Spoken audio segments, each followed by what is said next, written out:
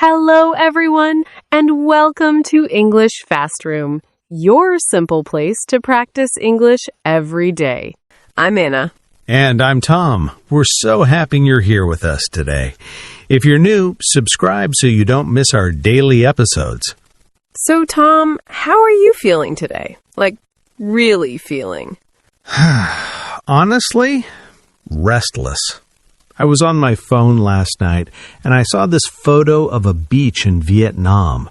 Turquoise water, white sand, not a single person around, and I just sat there staring at it for like 5 minutes. Oh no, you caught it. Caught what? The travel bug. Once it bites you, there's no cure. It definitely bit me. I even showed the photo to Lily, and she was like, "Don't do this to me right now. We have rent to pay." Lily is the voice of reason, but I totally understand that feeling. You see one photo, and suddenly your brain is building an entire trip. Flights, hotels, what you'd eat, what you'd wear. Yes. My body was on the couch, but my mind was already on that beach. I could almost feel the sand between my toes. Is that weird? Not at all. I think everyone gets that. It's called wanderlust, this deep desire to just go somewhere, anywhere. Your chest gets tight and your feet start feeling itchy. Itchy feet. I love that expression. Like your feet are telling you, let's move, let's go somewhere new. Exactly. And that's what we're talking about today. Travel. The good parts, the bad parts, and everything in between. One of my favorite topics. Let's go. So, Tom, when did you start loving travel? Was it always a thing for you? Growing up in Colorado, I didn't really travel much. Like, we did road trips. My dad would pack up the car and we'd drive to national parks. Yellowstone, Grand Canyon, that kind of thing. But I didn't get on a plane until I was 19. Wait, 19? That surprises me. Yeah. My family wasn't really the fly somewhere for vacation type. We were more the drive 8 hours and camp in a tent type. But honestly, those road trips gave me the travel bug without me even knowing it. Waking up somewhere different, exploring new places, it was in my blood from the beginning. That's actually really beautiful. My experience was different. My first big trip was a college exchange in Mexico. I was 20, my Spanish was terrible, and I was absolutely terrified. Terrified? You? I know, I don't seem like the scared type now, but getting off that plane in Oaxaca, not understanding anyone, not knowing where anything was, my stomach was in knots. I remember standing in the airport thinking, what have I done? And now Mexico is one of your favorite places. My absolute favorite. I've been 3 times, but that first trip changed everything. It taught me that being uncomfortable is where the growth happens. That tight feeling in your chest when everything is unfamiliar, that's not fear. That's excitement in disguise. Excitement in disguise. I love that. After Mexico, I was hooked. Spain, Japan, Italy, Vietnam, Portugal. Every trip opened a new door. Wait, you've been to all of those? That's incredible. Okay, here's a question. What's your most unforgettable travel moment? Like the one that still gives you chills? Okay, this one. I was in Oaxaca, my second trip, and I went to this tiny village for Day of the Dead. And at night, the whole cemetery was lit up with candles, thousands of them. Families were sitting around the graves, eating, singing, telling stories about the people they'd lost. That sounds intense. It was. I was standing there, this outsider, watching these families celebrate their loved ones, and I could feel tears coming, even though I didn't know any of these people. There was this grandmother sitting next to a grave, and she looked up at me and smiled, and she patted the ground next to her like, "Sit down." She invited you to sit with her? She did. I sat there for maybe 30 minutes. We didn't speak the same language, but she shared her food with me and she showed me photos of her husband. And I felt something open inside my chest, like this warmth spreading through my whole body. That gave me chills. Literally, the hair on my arms just stood up. Travel does that. It puts you in situations you could never plan for, and those unplanned moments are always the most powerful. Okay, I have one too, but mine is less beautiful and more embarrassing. Even better. Tell me. So last year, Lily and I went to Thailand, our first big trip together, 10 days. We were in Bangkok, and I wanted to take a tuk-tuk to this temple I'd read about. A tuk-tuk? Those little three-wheeled taxis? Yeah, so I showed the driver the name of the temple on my phone. He nodded, said, yes, yes, and off we went. 20 minutes later, he dropped us off at a shopping mall. A shopping mall? A massive one. I was like, no, the temple. And he pointed at the mall and said, temple inside. I thought maybe there was a temple inside the mall. Thailand has temples everywhere, right? There was no temple inside the mall. There was absolutely no temple. We walked around for 15 minutes, completely lost and confused. Lily was laughing so hard she had to sit down, and I was standing there with my phone, my face turning red, thinking, this is not what the travel blog promised. Oh, Tom. But you know what? Those are the best stories. Nobody wants to hear, we went to the temple and it was nice. People want to hear about the tuk-tuk to nowhere. That's true. Jake still brings it up. Hey, Tom, remember when you ended up at a shopping mall instead of a temple? Every single time. The best travel stories are the disasters, because when you're in the middle of it, it's stressful. But later, it becomes the funniest thing. So true. My whole body was tense in that moment. Tight shoulders, clenched jaw. But now it's just hilarious. That's what I tell my students. Travel will test you. You'll get lost, you'll miss flights, you'll eat something weird. But every single one of those moments becomes a story. And stories are how we connect with people. Speaking of getting lost, have you ever been really lost while traveling? Like, actually scared? Once, in Italy, last summer. I was in this tiny hill town in Tuscany, solo trip, and I decided to walk to a viewpoint that someone at my guest house recommended. Just follow the path, they said. You can't miss it. I already know where this is going. I missed it. I was walking for over an hour. The path disappeared. My phone had no signal. The sun was starting to set, and I was alone in the middle of Italian countryside with no idea how to get back. That sounds terrifying. My heart was pounding. I could feel my throat getting tight. But then I stopped, and I looked around, and I saw this incredible sunset, orange and pink and gold spreading across the entire sky. And I thought, okay, I might be lost, but I'm lost in one of the most beautiful places I've ever seen. That's such an Anna moment, finding beauty in being lost.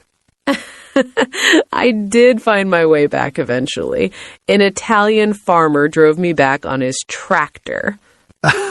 On a tractor? On a tractor. He kept talking to me in Italian, and I kept saying grazie over and over because it was the only word I knew. We were both laughing the whole way. It's one of my favorite travel memories. See, the disaster became the best story. Always does. Okay, I want to talk about something travel style, because you and I are very different travelers. Oh, definitely. What's your style? Slow travel. I like staying in one place for a while, walking the same streets, going to the same little coffee shop every morning, learning the neighborhood. I'd rather spend 5 days in one city than 1 day in 5 cities. See, I'm more of a go-with-the-flow person. I wake up and see how I feel. No strict plan, no schedule. If I find a cool street, I'll just walk down it for an hour. That actually sounds lovely. But Lily's more of a planner, right? Lily is the itinerary queen. In Thailand, she had every day planned. 8 a.m. temple, 10 a.m. market, 12 p.m. lunch at this specific noodle shop, color-coded spreadsheet and everything. Color-coded. That's amazing. Did you follow it? We compromised. We followed her plan for the mornings, and the afternoons were free for me to wander. It actually worked really well. She got her must-see places. I got my random discoveries. That's a great system, and I think that's important advice for anyone traveling with a partner or a friend. Talk about your travel style before you go, because nothing ruins a trip faster than two people who want completely different things. So true. My friend Jake and I went to Mexico together once. Cabo, bachelor trip kind of thing. And Jake wanted to go to every bar and every club, and I wanted to walk around and look at buildings and take photos. That sounds like a recipe for disaster. We actually figured it out. Jake went out at night, I went out during the day. We met up for meals. But yeah, knowing your travel style and your friend's travel style is pretty important. Another tip I'd give people, learn a few words in the local language before you go. Even just hello, thank you, excuse me. People's faces completely change when you try their language, even badly. That's so true. In Thailand, I learned how to say thank you in Thai, Khop Khun Krap. And every time I said it, people would smile so big. It's like a little key that unlocks friendliness. A little key that unlocks friendliness. I love that. My Spanish is actually pretty good now because I started learning it for my first Mexico trip, and it completely transformed my travel experience there. I could talk to people, understand menus, ask for directions, hear stories. That's a whole different level of traveling, not just seeing a place, but actually communicating with the people there. Exactly. Even my beginner Japanese in Japan made a difference. The effort matters more than being perfect. Start small. Start small. That's good advice for everything in life. Now, I'm curious about something. You said you've never been to Europe. Does that bother you? Kind of. Like, everyone talks about Paris and Rome and Barcelona, and I'm like, I've never been. Sometimes when people ask, where have you been in Europe, there's this sinking feeling in my stomach, like I'm missing something. I think that's really common, this feeling that everyone else has traveled more than you. But here's the thing, it's not a competition. You've been to Japan, Thailand, Mexico. Those are incredible experiences. Japan was life-changing for me, honestly. The design, the architecture, the way people take pride in every little detail. I was sketching constantly. My sketchbook from that trip is still my favorite. See? Your Japan experience was deep and meaningful. That's worth more than checking 20 countries off a list. That makes me feel better. And honestly, we both went to Japan around the same time, right? 2 years ago? We did, 2 weeks each, and we both want to go back. I only saw Tokyo, but the countryside, the small villages, the hot springs, that's what I want next time. There's something about Japan that just stays with you. I know exactly what you mean. It's like the country gets under your skin. I actually started learning Japanese after my trip. I'm still very much a beginner, but it made me feel connected to the place, even from home. That's awesome. I also want to go to Europe. Italy for the food and the art, the Netherlands for the design scene, and Lily really wants to do Portugal. Portugal is my dream. I went with my best friend Maya 2 years ago, and I literally haven't stopped thinking about it.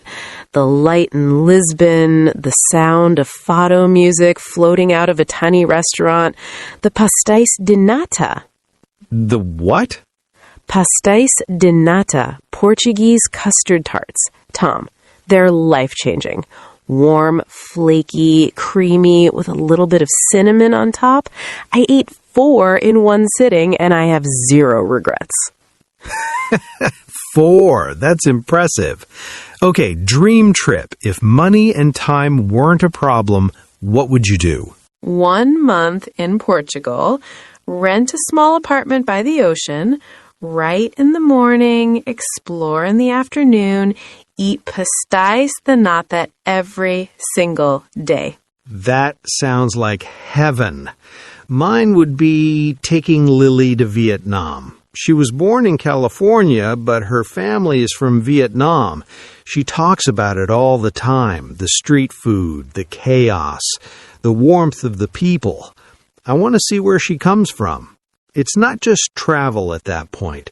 It's understanding someone you love on a deeper level. Tom, that's really beautiful. That's what travel is about at its best. Not just seeing new places, but seeing the people you love in a new light. Did I just make myself emotional? I think I did. My eyes are getting a little... yeah. Travel does that. It opens your heart whether you're ready or not. Quick question for everyone listening. Where's your dream destination? Close your eyes for a second and picture it. Where would you go if you could go anywhere tomorrow? Hold that image. Now open your eyes. That's your wanderlust talking. Beautiful. Now, let's review some travel vocabulary from today's conversation. First word, wanderlust. Wanderlust, a strong desire to travel and explore the world. She has serious wanderlust. She's always looking at flights. Wanderlust comes from German. Wander means to roam, and lust means desire. Second, jet lag. Jet lag, that tired, confused feeling after a long flight because your body clock is wrong. I had terrible jet lag after my flight to Japan. I was wide awake at 3 a.m. Third, off the beaten path. Off the beaten path, going to places that most tourists don't visit. We found this incredible little cafe off the beaten path. No tourists, just locals. It means you leave the popular route and discover something special. Fourth, culture shock. Culture shock. The confused, overwhelmed feeling when you experience a very different culture for the first time. I experienced real culture shock when I first arrived in Oaxaca. Everything was so different from home. It's that moment when your brain goes, wait, things work differently here. Fifth, travel bug. Travel bug. When you catch the travel bug, it means you suddenly have a strong desire to travel, like a little bug that bites you. After his trip to Thailand, Tom caught the travel bug. Guilty. Sixth, layover. Layover. A stop between flights. You're waiting at the airport for your next plane. We had a 6-hour layover in Dubai. We were so bored we walked around the airport 3 times. Seventh, itinerary. Itinerary. I-T-I-N-E-R-A-R-Y. Your travel plan. What you're doing each day. Lily made a detailed itinerary for our Thailand trip. Every day was planned. An itinerary can be flexible or very strict. Depends on your travel style. Eighth, Bucket list. Bucket list. A list of experiences you want to have before you die. Seeing the northern lights is on my bucket list. The expression comes from kick the bucket, which is an informal way of saying, well, dying. That's dark but useful. 9th, getaway. Getaway. A short trip to relax and escape your normal routine. We need a weekend getaway, just a couple of days to recharge. It doesn't have to be far. Even a night at a nearby hotel counts. And 10th, homesick. Homesick. Missing your home when you're far away. After 2 weeks in Europe, I started feeling homesick. I missed my bed, my kitchen, and especially Biscuit. It's a bittersweet feeling. You love where you are, but your heart misses home. I actually got homesick in Thailand, only for one day. I missed my apartment, my couch, my PS5, and then I ate the most amazing pad thai and forgot all about it. Food cures homesickness. That should be on a t-shirt. 10 great travel words. Use them and you'll sound like a real traveler. All right, that was a wonderful talk about travel. Now, a question for you. Tell us in the comments what's your best travel story. The funny ones, the scary ones, the beautiful ones. We want to hear them all. And try using today's vocabulary. I had terrible jet lag, or I found a restaurant off the beaten path. We love seeing you practice.